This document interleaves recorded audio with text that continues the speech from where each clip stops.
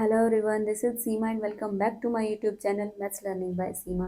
Dear students, हम state TGT maths के लिए ट्रिग्नोमेट्री पढ़ रहे थे। उसके कुछ पार्ट्स तो हम कर चुके हैं। आज हम एक न्यू पार्ट लेके आए हैं। वो क्या होगा, आपका डोमेन और रेंज से रिलेटेड होगा। यानी कि कई बार आपके पास क्वेश्चन आते हैं कि मैक्सिमम वैल्यू बताइए। कोई एक ट्रिग्नोमेट्री फंक्शन दिया जाता है कि इसकी मैक्सिमम वैल्यू बताइए और आप इसकी मिनिमम वैल्यू बताइए, या फिर कई बार मैक्सिमम आ जाता है, मिनिमम भी आ जाता है। तो वो कहाँ से आता है, वो जो होता है ना, वो हमारी ट्रिग्नोमेट्री की रेंज होती है, रेंज से ही आता है। हो सकता है कई बार डायरेक्ट क्वेश्चन ये भी बन जाए कि डोमेन बताइए क्या होता है। तो डोमेन क्या होती है आपकी, डोमेन एक्स की वो सब वैल्यूज होती हैं जहां पर आपका एफ एक्स डिफाइंड होता है। एफ एक्स जब हम कोई फंक्शन लेके चलते हैं, ठीक है, तो और जो एफ एक्स जो होता है वो जो सारा सेट होता है उसकी जो वैल्यूज होती हैं वो हमारी रेंज होते हैं, ठीक है। तो यानी कि जैसे हम y is equal to f x लिखते हैं या फिर कोई फंक्शन लिखते हैं, उस पूरे की जो सेट ऑफ वैल्यूज होती है वो हमारी रेंज होती है। और उसकी ही रेंज पूछता है हमसे कि मैक्सिमम क्या होता है, मिनिमम। वैसे भी रेंज से आप आइडिया लगा सकते हो कि मैं कहूँ मेरी रेंज सिर्फ यहाँ तक है, तो यहाँ तक है मैक्सिमम, और उसका मिनिमम पॉइंट आएगा कि वो उसकी रीच जो है वो कहाँ तक है, ठीक है। तो देखो, आप इस टेबल का जो है स्क्रीनशॉट भी ले सकते हो, अदरवाइज ये सब बुक्स में भी मिल जाती है आपकी। क्या होता है कि ये ट्रिग्नोमेट्री रेशियो है, ये इनकी डोमेन होती है, ये इनकी रेंज होती है। अगर आप ट्रिग्नोमेट्री पढ़ रहे हो तो आपके नॉलेज के लिए जरूर आनी चाहिए, ठीक है। तो क्या होती है इसकी, तो होती है रेंज, मतलब रियल होता है ये सब, पूरे रियल पर जो होती है डिफाइन होता है, वो इसकी डोमेन होती है। इसकी रेंज क्या होती है, -1 और 1। मोस्टली हमने पढ़ा होगा ना कि जो हमारा साइन थीटा है वो कहाँ लाई करता है, ये पढ़ा है हमने। इतना तो पता है हमने कि ये होता है, लेकिन ये क्या होता है ये नहीं पता होता। ये हमारी रेंज होती है जो इसका मिनिमम पॉइंट और मैक्सिमम पॉइंट बताती है कि ये यहाँ तक होती है, ठीक है। ऐसे ही हमारी कोस थीटा की भी सेम होती है, और जो टेन थीटा और कोट थीटा है वो हमारे पूरे रियल पर डिफाइंड होते हैं।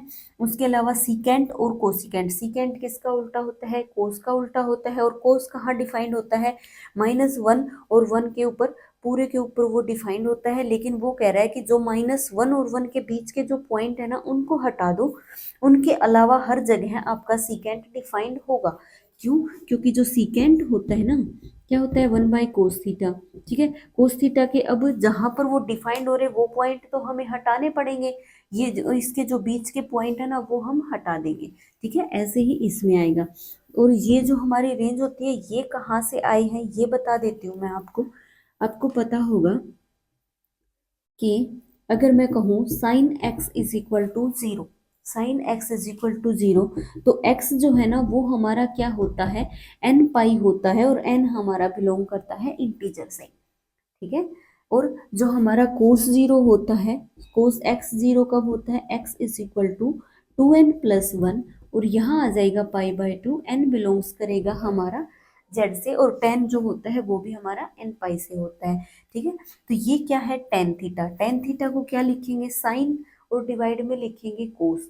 तो जो नीचे डिनोमिनेटर में होता है वो हमें हटाना पड़ेगा, वहां पर तो हमारा जो नहीं डिफाइन हो रहा फंक्शन, तो ये माइनस का निशान है कि पूरे रियल सेट में से इतना हटा दो, और ये वो है जहां पर आपका क्या हो रहा है, कोस आपका जीरो हो रहा है, क्योंकि समथिंग बाय जीरो क्या हो जाएगा, नॉट डिफाइंड हो जाएगा। तो जो नीचे है हमें ऐसा करना है ना, जैसे 10π/2 है हमारा,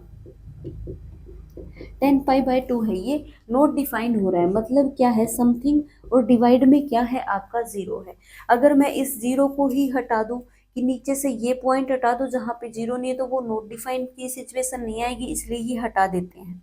आया समझ में, ये सीकेंट है तो कोस जहां पे जीरो हो रहा है वो पॉइंट हटा दिया, ये कोसिकेंट है तो जहां पे साइन जीरो हो रहा है वो हटा देते हैं हम। आया समझ में, ठीक है। इसके अलावा मेरे पास 10 ऐसी ट्रिक है जो आपका क्वेश्चन आता है डायरेक्ट एग्जाम में। तो जो एग्जाम में जो क्वेश्चन आता है उसकी मिनिमम वैल्यू और मैक्सिमम वैल्यू जो होती है वो जो होती है, मैं बता देती हूँ आपको कैसे फाइंड आउट करते हैं, ठीक है। मैं यहाँ पे आपको लिखवा देती हूँ, आप स्क्रीन शॉट ले लेना, मैं साथ साथ मैं आपको समझा दूंगी, आपका भी टाइम कंज्यूम होगा। वैसे आप देखो क्या होता है, अगर मैं कहूँ साइन स्क्वायर थीटा है मेरे पास, ठीक है, तो मैं क्या करूंगी, मैं कहूँगी कि इसकी रेंज ये होगी, क्योंकि ये क्या हो चुका है, आपका स्क्वायर हो चुका है। आपका साइन थीटा जो था उसकी रेंज क्या थी, आपकी -1 से थी। लेकिन अगर मैं इसका स्क्वायर करूंगी तो -1 तक तो जाएगा ही नहीं, क्योंकि जो स्क्वायर है कोई चीज वो तो 0 से ही नीचे रहेगी। हम क्या लिखते हैं, होल स्क्वायर जो है ना वो हमारा हमेशा ग्रेटर देन इक्वल टू 0 होता है। ये चीज लिखते हैं हम। जो स्क्वायर आ गया तो वहाँ माइनस की तो पॉसिबिलिटी ही नहीं है, माइनस की नहीं है, तो वो 0 से आएगा, तो 0 से बड़ा आएगा और ये 1 पे आएगा। ठीक है, इसलिए क्या लिखते हैं वो मैं बता देती हूँ। आप देखो, ये है कुछ आपकी ट्रिक्स जो मैंने यहाँ पे नोट डाउन कर दी है। बात क्या है कि अभी मैंने बताया कि ये जो साइन एन थीटा है, कोस एन थीटा, अगर ये एन इवन है तो वैल्यू क्या जाएगी, मैक्सिमम 1 आएगी और मिनिमम आपकी 0 आएगी। ठीक है, अगर ओड है तो ये आएगी, क्योंकि ओड है, देखो साइन थीटा कहाँ लाई करता है, -1 से 1 के बीच में लाई करता है। ऊपर क्या है, 1 है, मतलब पावर क्या है आपकी, ओड है, तो -1 से 1। अभी मैंने बताया स्क्वायर है, तो यहाँ पे क्या आ जाएगा, 0 आ जाएगा, 0 से आ जाएगा आपका 1। स्क्वायर हो 4 हो इवन में आ जाएगा आपका ये। उसके बाद अगर 10 की बात करूँ तो 10 में अगर इवन है तो 0 से आएगा और पूरा जाएगा आपका इन्फिनिटी तक, और ओड है तो -इन्फिनिटी से जाएगा इन्फिनिटी तक। ठीक है, सीकेंट और कोसिकेंट की बात करूँ तो ये जाएगा 1 से इन्फिनिटी, और ये आपका सेम है, -इन्फिनिटी से इन्फिनिटी जाएगा। लेकिन यहाँ पे इवन में 1 से इन्फिनिटी जाएगा। क्लियर है। उसके बाद देखो, ये तो बहुत ही ज्यादा इंपॉर्टेंट है आपका, बहुत बार एग्जाम में देखने को मिला। अगर कोई क्वेश्चन मिला तो मैं जरूर डालूंगी यहाँ पर।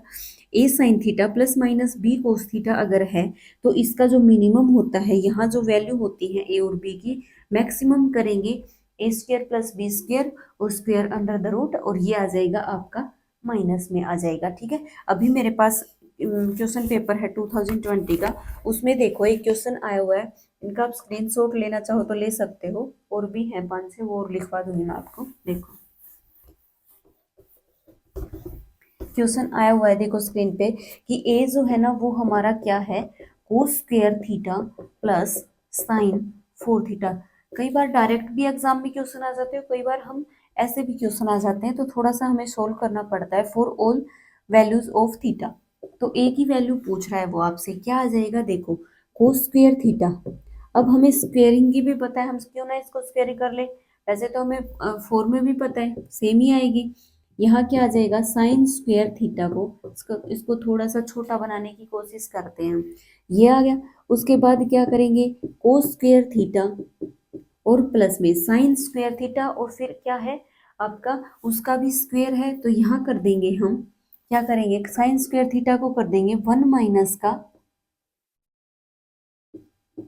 साइन स्क्वेयर थीटा, और यहाँ कर देंगे 1 माइनस का कोस स्क्वेयर थीटा। देखो क्या लिख सकती हूँ मैं, इसको लिख सकती हूँ ना ऐसे। फिर क्या आएगा, यहाँ से करेंगे तो कोस स्क्वेयर थीटा प्लस में साइन स्क्वेयर थीटा, और इसकी मल्टीप्लाई करवाऊंगी तो साइन स्क्वेयर थीटा, और इंटू में आ जाएगा आपका कोस स्क्वेयर थीटा। देखो यहाँ से तो बन रहा है 1 1 बन रहा है। अब मैं 4 से मल्टीप्लाई करवा दूँ, 4 से डिवाइड करवा दूँ, तो मेरे पास एक फॉर्मूला जनरेट हो रहा है जो कल वाले लेक्चर में हमने पढ़ा था। क्या हो रहा है, 2 साइन ए इंटू कोस ए, लेकिन यहाँ पे स्क्वेयरिंग में हो रहा है तो 4 आ जाएगा। क्या आ जाएगा, 1 माइनस 1/4 साइन 2 थीटा, और इसका हो रहा है आपका स्क्वेयर। ठीक है, क्या था फॉर्मूला हमारे पास, साइन 2 थीटा का फॉर्मूला था 2 साइन ए थीटा इंटू कोस थीटा, ये था हमारे पास। ठीक है, तो अब हमें पता है ये क्या बन चुका हमारे पास, हमें पता है कि साइन स्क्वेयर 2 थीटा, एंगल चाहे कुछ भी हो, ये हमारा हमेशा 0 और 1 के बीच में होता है। ठीक है, लेकिन यहाँ क्या है, साइन स्क्वेयर 2 थीटा के डिवाइड में 4 भी है, तो मैं यहाँ 4 करूंगी, यहाँ 4 करूंगी, यहाँ 4 करूंगी, क्या आ गया मेरे पास 0, और ये क्या है, साइन स्क्वेयर 2 थीटा डिवाइड में 4, और यहाँ आ चुका है मेरा 1/4। ठीक है, लेकिन यहाँ क्या है, माइनस में है, तो ये माइनस करूंगी, ये माइनस और माइनस करते हैं तो जो इनइक्वालिटी होती है वो हमेशा आपकी चेंज हो जाती है। क्या आ जाएगी, 0, और ये माइनस का साइन स्क्वेयर 2 थीटा डिवाइड में 4, और ये आ जाएगा आपका माइनस का 1/4। क्लियर है। अब किस चीज की कमी रहेगी, प्लस में 1 भी करना है, ये 1 और ये अगर मैं यहाँ पे कर दूं 1 माइनस का, तो ये देखो हमारा a के इक्वल चल रहा है, तो इसको a लिख सकती हूँ। और यहाँ क्या आ जाएगा 1 माइनस 1/4, यानी कि 4 माइनस ये आ जाएगा 3/4।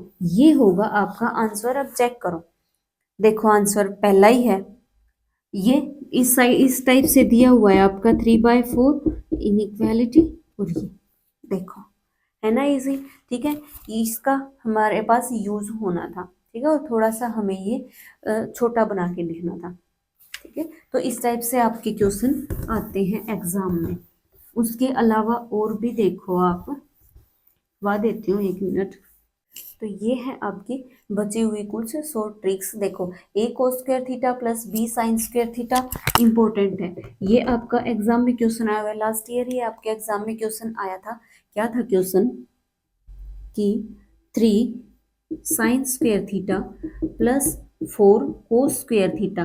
ठीक है, इसकी आपको मिनिमम वैल्यू बतानी है। बात तो वही है, ये इनकी रेंज होती है, जो मैक्सिमम होती है और मिनिमम वैल्यू होती है वो इनकी रेंज ही होती है।